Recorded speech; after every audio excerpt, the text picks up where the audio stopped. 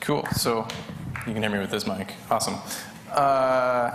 That was a tiny little chunk of a totally unrehearsed performance. So now I'll just put my other half of my brain on and talk about some technical stuff. So just a little bit more about me, so you guys have some context, maybe. I think I've been a hacker for most of my life because I got a bunch of stereo equipment from an older brother, and he taught me how to solder when I was like 8 or 9, and that was the beginning of me plugging guitars into other things and connecting electrical things in ways that they weren't intended to. And I was kind of a more traditional musician, playing things like guitars and drum sets and singing for most of my life. And then I got really interested in electronic music when I stopped playing video games and started programming and figuring out all the interesting ways you can kind of mash those things together. And at some point I quit playing in bands. I got really frustrated working with humans. I decided I was a lot better building machines to do my bidding, and they would always show up for rehearsals and just say play, stop,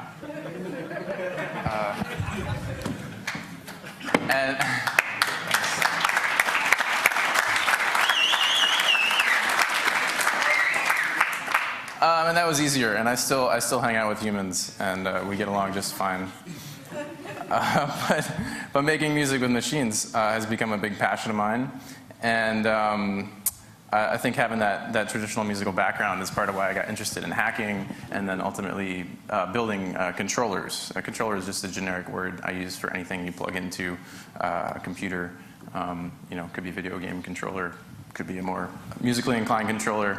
It's cool that whole world is kind of meshed together, and you can use things like your Wiimote or whatever to manipulate music. And so that's the world I've been exploring for the last 8 or 9 years.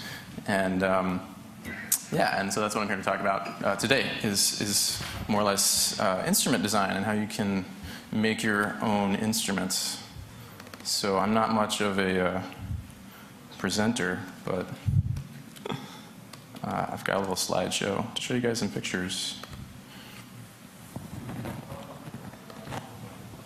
of these instruments. So we'll see how this goes.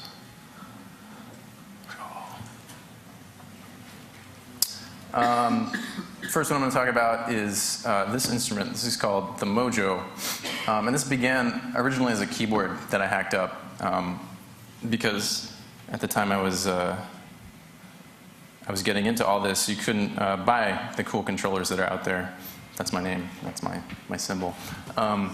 You can buy anything even close to this. Now there's some pretty phenomenal controllers on the market, and you can buy things with blinky lights and buttons that are totally integrated with your favorite music software package, because mass manufacturing and all that has always been a part of musical instrument manufacturing, but now it's caught up to people who want to make music with controllers.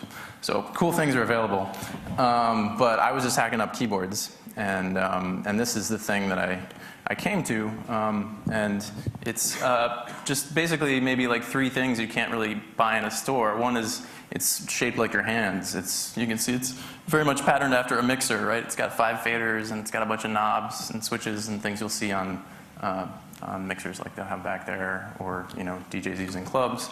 But it's just kind of based around the shape of your hand, which seems really intelligent to me.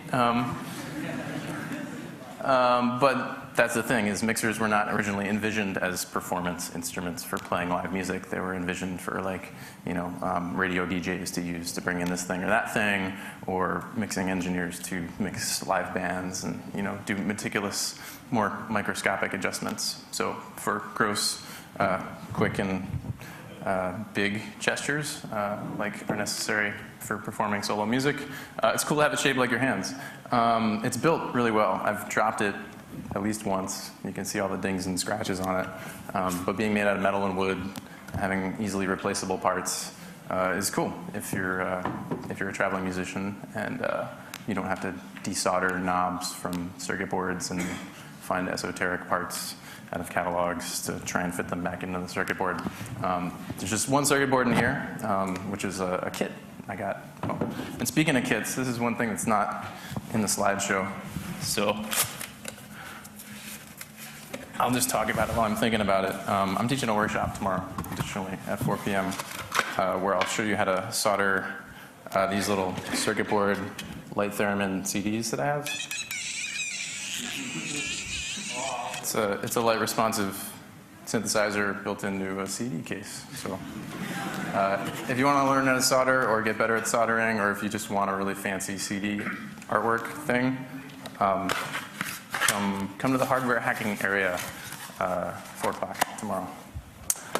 Okay, so the Mojo. Anyways, what's cool about this is I'm not a carpenter. I'm not a metal worker. I'm none of that. So this is all made possible by just the availability of vector drawing programs where I can just buy some parts out of electronic catalogs and video game parts catalogs and measure them up or use data sheets and plop them into drawings and get enclosures and brackets from shops that do this kind of stuff with CNC machines or friends who have access to hackerspaces that have these tools or other resources. It's basically the availability of rapid prototyping tools like laser cutters and CNC routers and water jet cutters and stuff that make it possible for me to just kind of do one aspect, which is the design and the drawings, and not have to do too much of the fabrication. I still do a lot of soldering.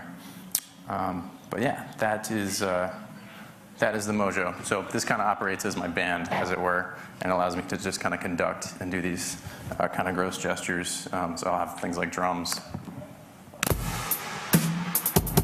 which I can manipulate in simple ways, more complex ways.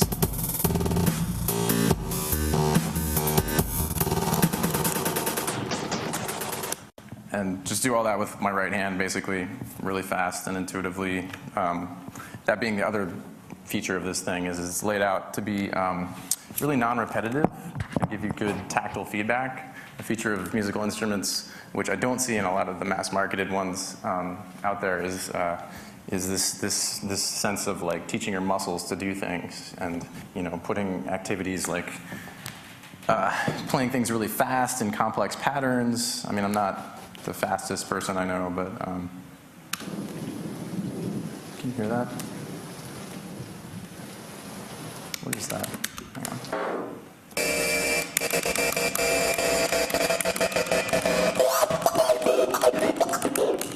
Just being able to tap out rhythms on a button and move this finger in another way. Like, these are just things I've done many times, and eventually you develop speed and accuracy.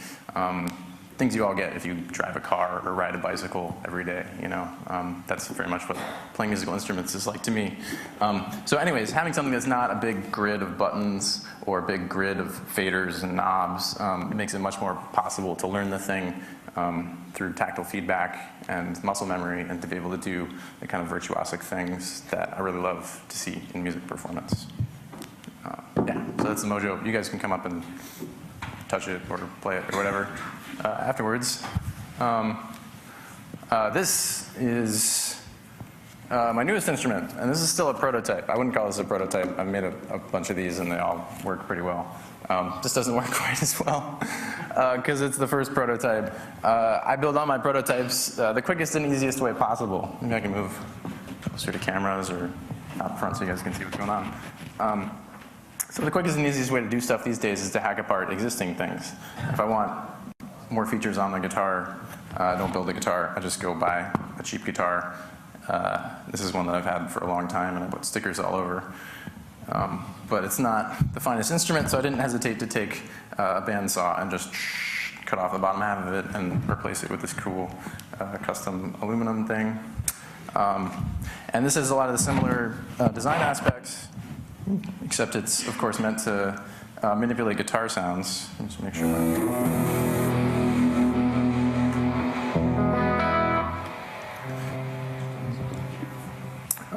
And so what's fun about this is, for one thing, having sensors in it, like accelerometers, so you can do things traditional guitarists do in non-traditional ways.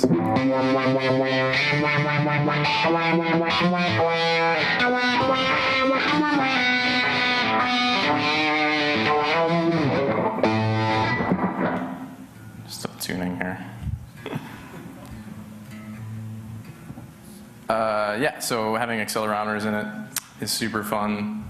There's an infrared emitter detector in it, which turns out to be really problematic in performance. You know, the lighting person kicks in the strobe lights and suddenly your guitar is going. It's bad news. So infrared, I don't use as much, but it's cool having different sensors and all that kind of tactile differentiation stuff I was talking about.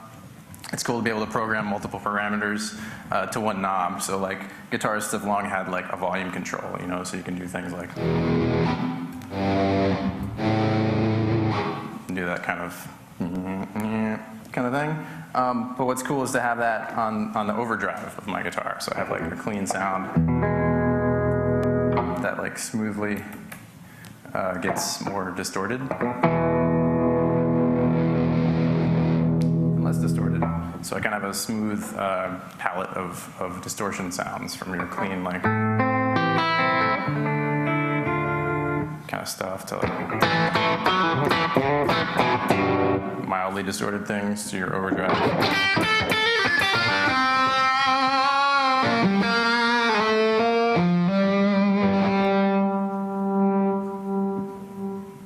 So that's a whole bunch of parameters tied to one knob, which is something that happens in software, which is really cool.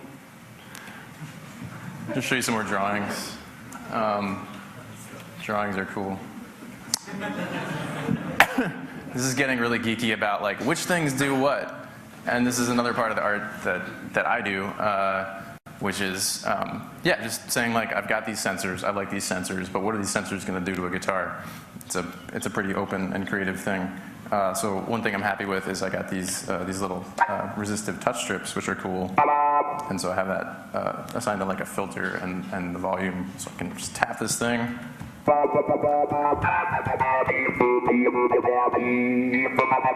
It's cooler with distortion.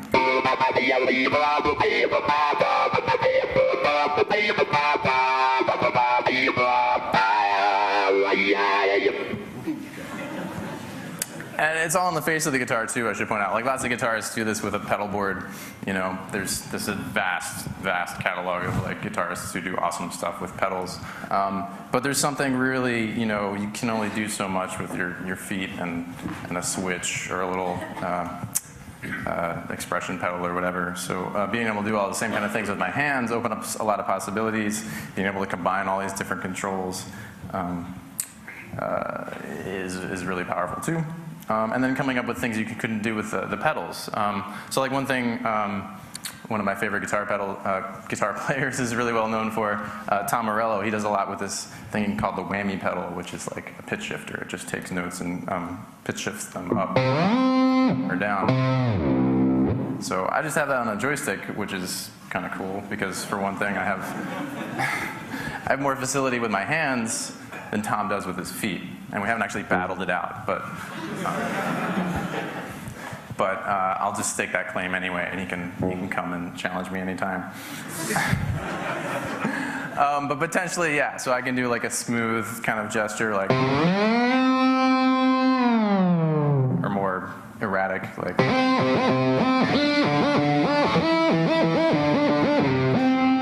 or something in between, like.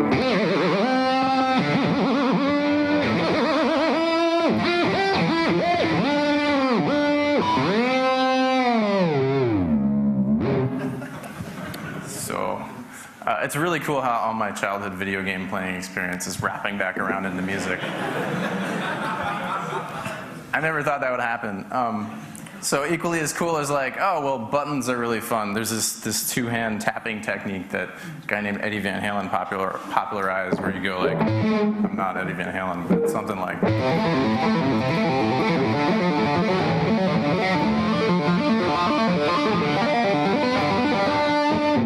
So you're using a bunch of fingers on one string to get all these different pitches like really fast and do all that kind of stuff. And I could do a similar thing with that pitch shifter and these like old school gaming buttons, right? So just one note. You're like,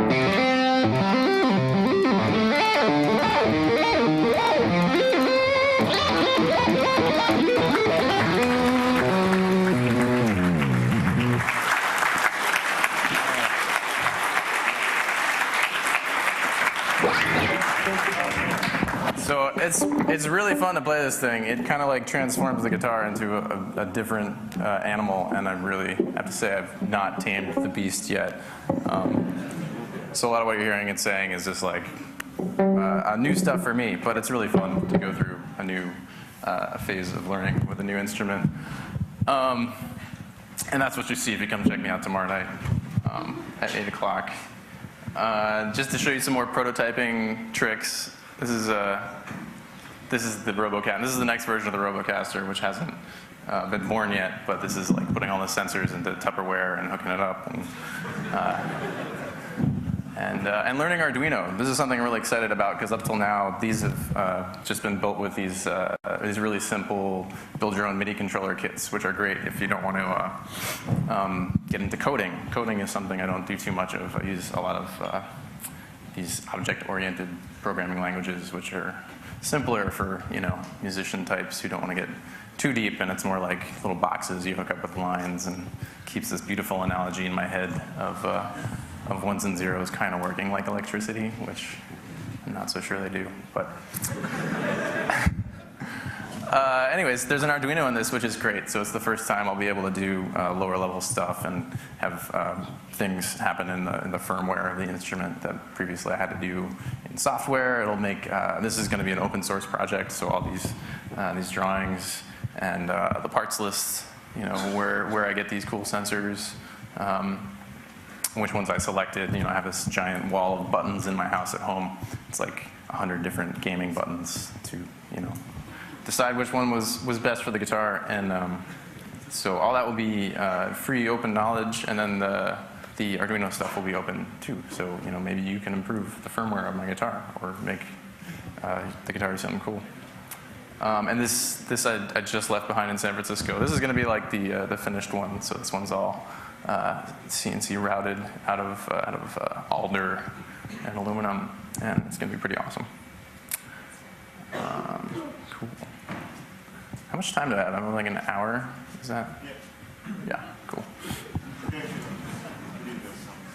15 hours? No. I'll warn you if it's 15 minutes. Okay. Cool.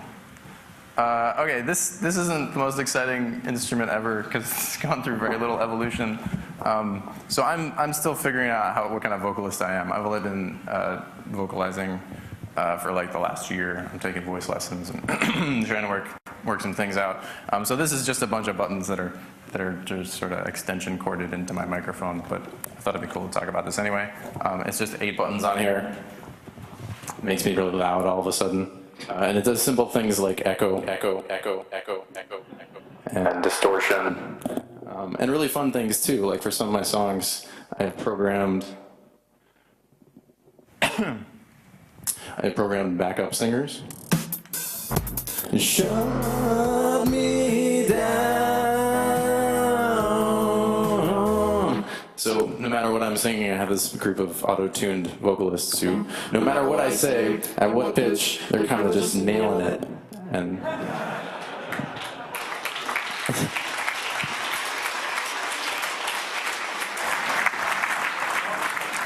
it's really helpful to have those awesome robotic background singers. So that's about all the magic of this thing, but you'll hear me do a lot with this because it's just a cool, fun way to kind of transform your voice and being able to like punctuate things with echo, or say something really profound and be like, you know what? I walked here with my feet. It just adds a new dimension to like everything you say. And I imagine one day I'll just have this everywhere I go, and I'm gonna be like, hey, how's it going? Are you doing all right?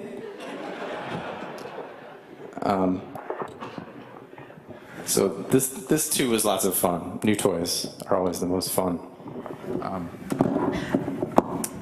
So that's all the instruments I brought here. But I really wanted to talk about something I'm excited about because I've been doing this kind of stuff for a long time, and I'm really well known on the interwebs, and I have all these videos demonstrating this kind of stuff. And I think it's cool that this kind of idea of embracing mechanical controller type things as legitimate instruments is now kind of a mainstream thing, at least in music. And you go to a pop concert, you'll see somebody with something with blinky lights up there, and the proliferation of DJ culture has a lot to do with that. So that's all well and good, but I'm kind of done evangelizing these kind of instruments because there's no longer anything to evangelize. Most musicians, DJs, music makers are like, yeah, those are instruments. I want to play those. Those are fun. That's cool. So that leads me to well, what's next? I'm always interested in the newest, interesting, exciting, most fun kind of toy. So I'm interested in these things I call jam boxes. And these basically, to me, fill a cultural gap. How many of you people grew up in the era of jukeboxes and you'd go down and put a nickel in and listen to your favorite song? One, all right, yeah, cool, represent. The jukebox was huge. I imagine when records were a new thing and suddenly there was this this machine you could just stroll up to, and it had this huge catalog of music, and for your nickel or whatever, you got to hear any song you wanted. It was like being able to control the DJ on the radio. I don't even know what it was like, because it's before my time, but those are gone. Who remembers these things? Anybody played these things as a kid? Okay, cool. So pinball, it's the precursor to arcade video games. Pretty rad. To me, it's the analog video game or whatever. I was born at a time when these are on the way out, but pretty awesome, pretty revolutionary in their own kind of way.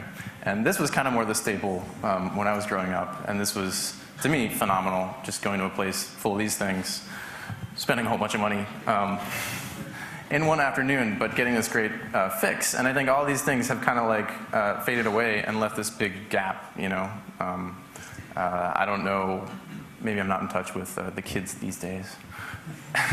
And I don't know what they're doing, but to me it seems like there's nothing quite filling that gap. And so in my mind, music has changed a lot in the last 10 years, mostly by the internet and file sharing. And we look at least forward-thinking people look at music in a totally different way, and I think change isn't really good or bad, it's just happening, and you should get used to it. But what I want to do is make more of these things. This is something I encountered the second time I went to Burning Man. It's called the Improbable Orchestra, and this was there the first year that I brought a jam box to a festival. And it's basically a 4-player music-making machine, and it doesn't have a screen, it doesn't have anything but knobs and buttons, but people would just play this thing for hours, and they'd flip out in ways I'd never seen people flip out, at least not since I was a kid playing, Super Mario Brothers or Street Fighter II for the first time. And not only that, but doing it together. And there's something about making music with other people. You can see I'm not really doing that in my performances. But there's something really special about humans making music with other humans, which hopefully you have experienced or you'll get to experience. So these things are out there. This is the React table. This is a big camera/projector in a table. This came out of a university in Barcelona. And the camera recognizes the different symbols on the underside of those little plastic POG things. And those all represent different elements of a modular synthesizer. So this is a really kind of academic, sort of high-level jam box. Pretty hard to make beats and stuff compared to the Improbable Orchestra. This is one from the UK called the Drum Machine, recently built. These are some of my theoretical designs. So these are images I've put together. You can see how this, relates to the Mojo with the hand shape kind of things. This is thinking about how can we do this with mobile devices? That would be easy.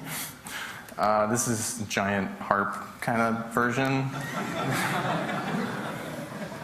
This is one I'm talking to a company in Berlin about. They make controllers and sell controllers, and they're the perfect kind of people to have one of these things to show off their controllers.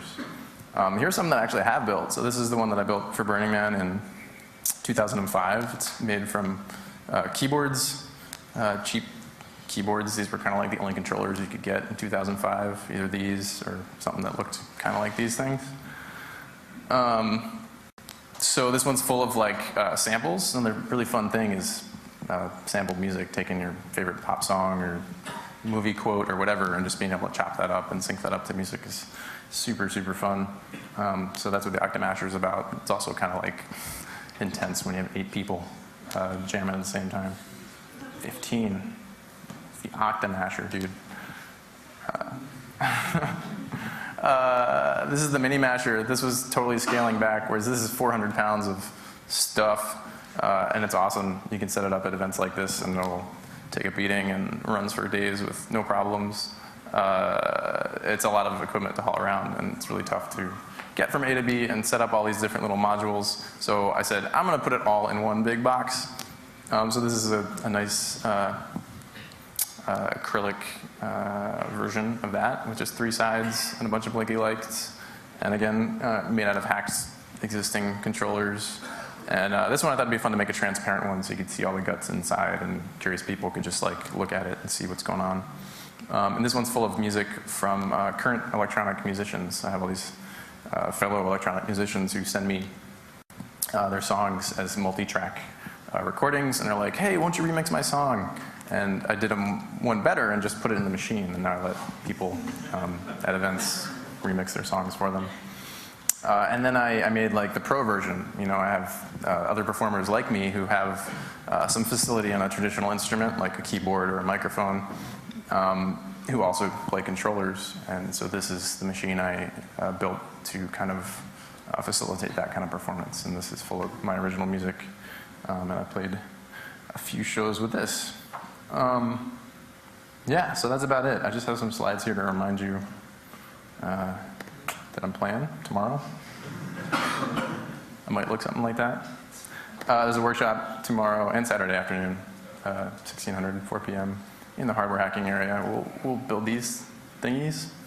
And that's it. So I can open it up for some questions. Does anybody have questions? Anyone? Okay.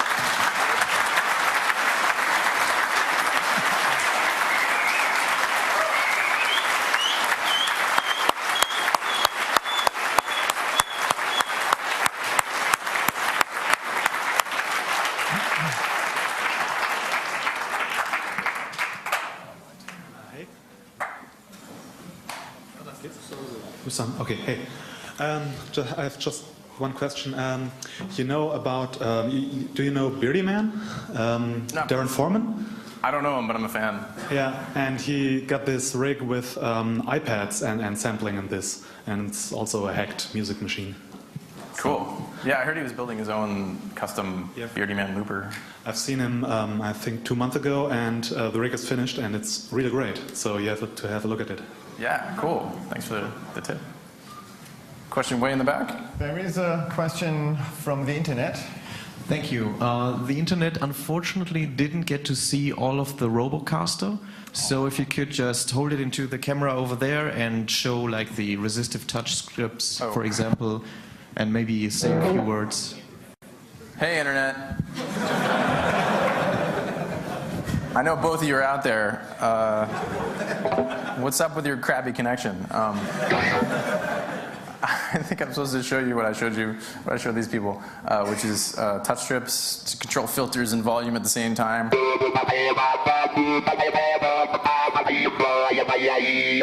And buttons and joysticks to play with pitch shifters.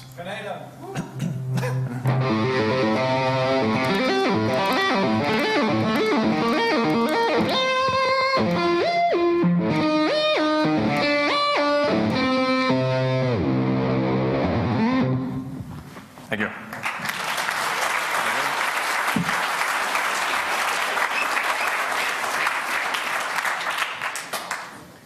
So we have another question there. Hey, first of all, thanks for your talk. It was very inspiring to me.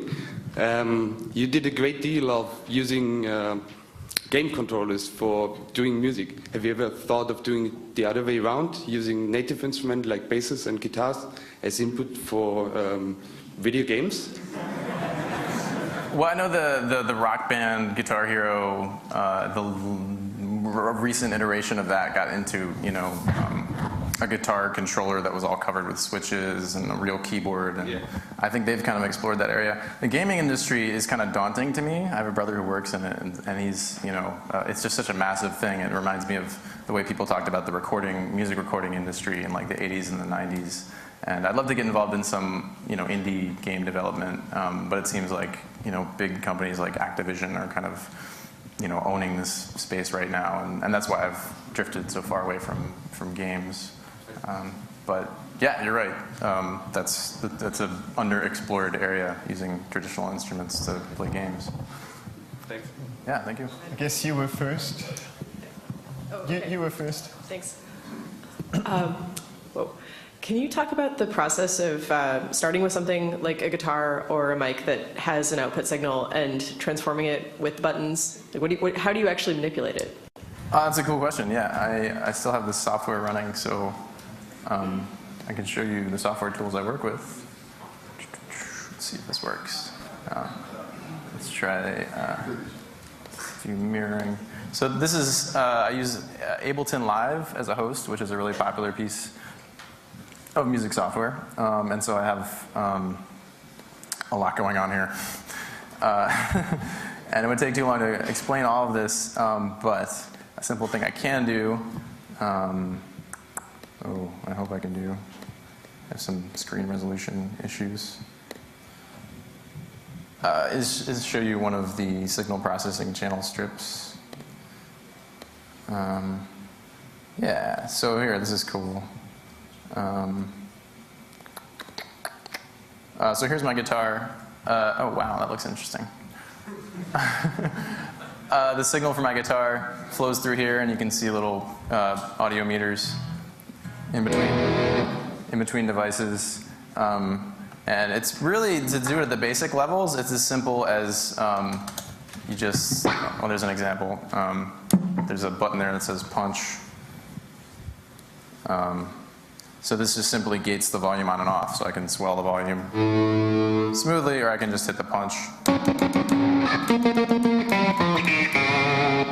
And that's as simple as dragging one of these modules into the software, and you say learn, and you press your button, and then it's assigned. And it's actually really simple. This is a great piece of music software if any of you are interested in just playing around with something. This has become phenomenally popular. It's like 10 years old, but I've been working with it since the beginning. And it's the inspiration for a lot of this live performance because it smooths out that learning curve for making stuff like this happen.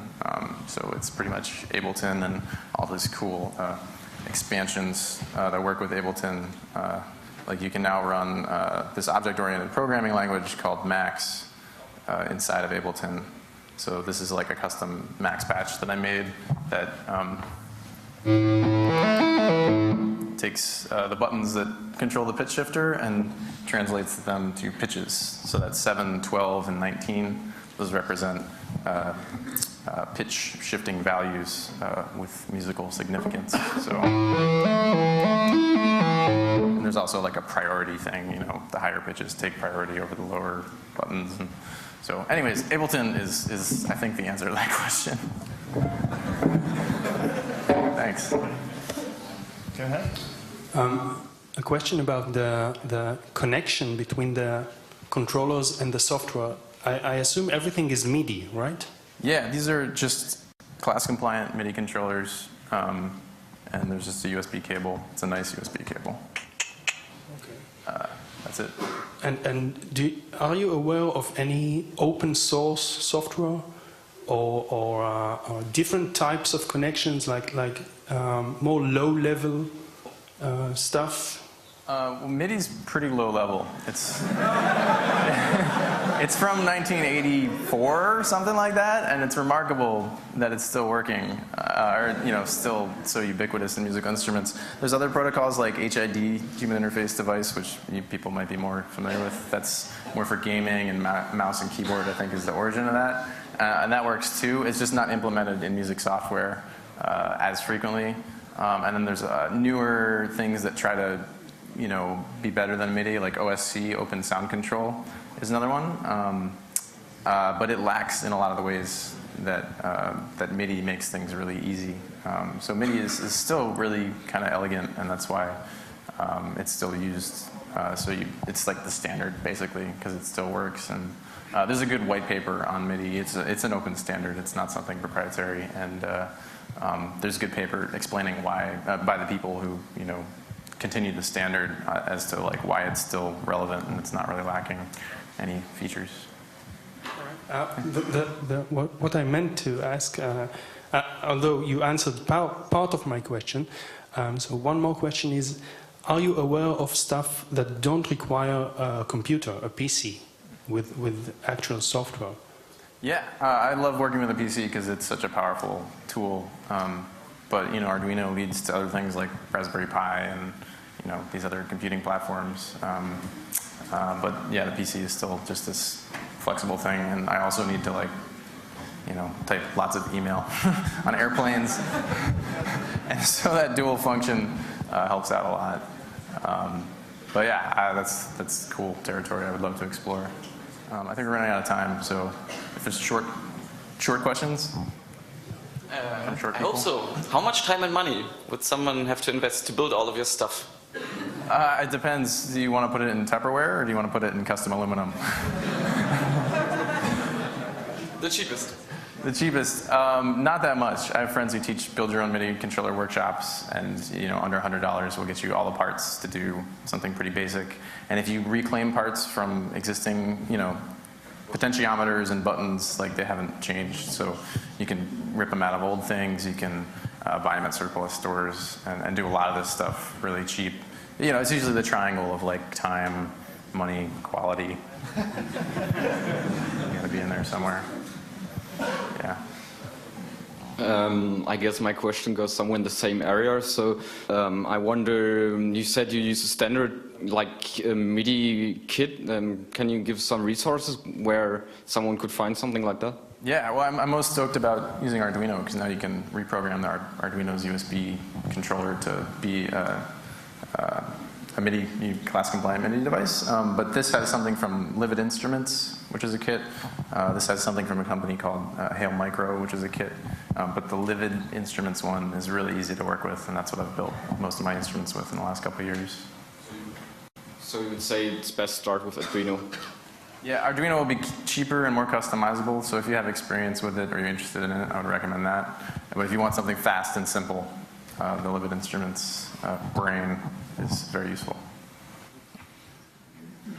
Okay, we still won't be thrown out of this room for another about 15 minutes, so you still have some chance to ask a question, and maybe it could be, will you play another tune for us? Well, we have one serious question left. Cool. There is one serious question left. Hi, sorry, I don't want to interrupt the performance, but you touched on this briefly. I played with the Manchester P Orchestra, which is a pure data group. And one of the problems that we've had is we're all sat behind our screens, like tapping away on our game pads and stuff. People in the audience just sort of stare over at a bunch of people in the corner and think, are they actually playing this, or is that, you know, like the sound techs in the corner or something? And it's quite difficult to sort of perform when you're typing on a keyboard, or, you know, we've not got the level of integration you've got with an instrument there. But I wondered if you might like to say a bit about, expand a bit, as you mentioned earlier, about the sort of the virtuoso side, or how you go from, you know, it being a computer to it being an instrument, and everyone understands a guitar. Yeah, that was one of the biggest inspirations for doing all this work. Was a show I went to in like 2003, I think.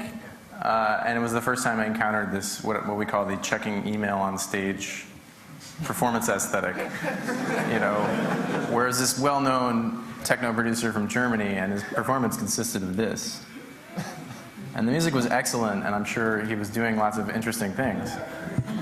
But nobody there really knew what they were. And that's cool. You know, that's one aesthetic, and a lot of artists have chosen to go in that direction of, you know, let's have a giant 3D projection mapped sculpture behind me, and then nobody will notice that I'm checking my email. But I was inspired by that show to go in the other direction and figure out, like, what's this giant gap of understanding between audiences and performers. And so that led to things like de-emphasizing the laptop and figuring out how I could perform without ever looking at the laptop screen. If you come to see me play tomorrow night, you know, in the idea of like showing audiences what's going on, for a long time I've been performing with the Mojo on a stand, so it just sits here like tilted towards the audience, It's also better for my wrists that way, actually. But then you can kind of see what's going on. And the same thing was a thought in the design of the microphone Mojito. Was like, I'll put the buttons on the backside. Like that's kind of where my fingers go. This one needs some work, but you can see when I'm pushing buttons or when I'm not, and that it winds up usually making the instruments more fun and intuitive to play, and then it kind of reveals some of what's happening to audiences. And to me, that's part of what I love about music performance is seeing and understanding, and basically being this connection that's crossable for an audience member who was me 10 years ago or whatever, who didn't know about any of this stuff, to understanding, like getting the inspiration. Like that's what I feel like my job is to inspire people.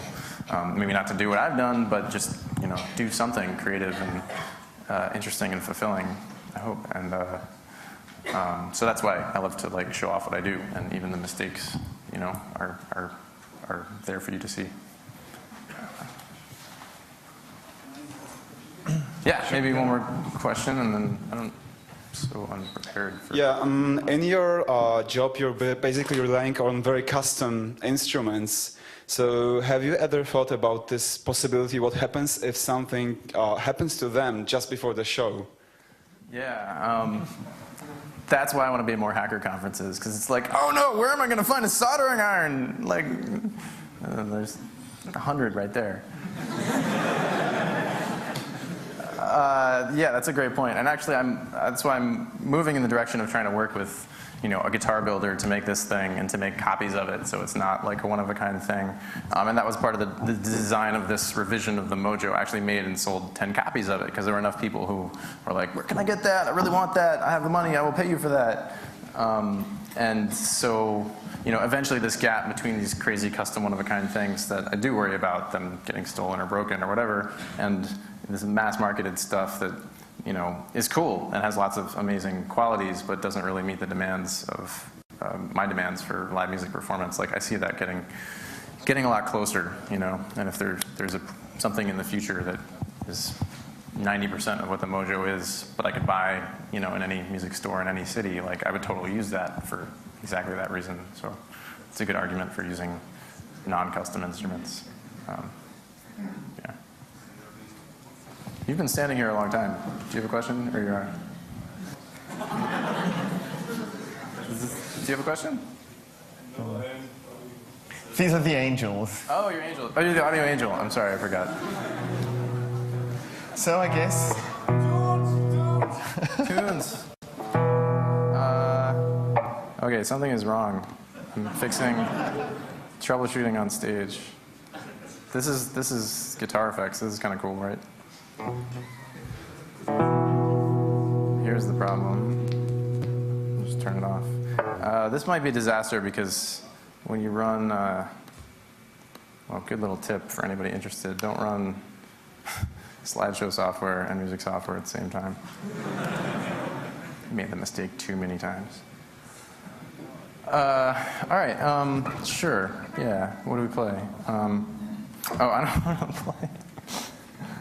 This will be quick and easy and fun. And if you can name this tune afterwards, I'll give you a special prize. So this is not my... Yes, toxic! Freebird!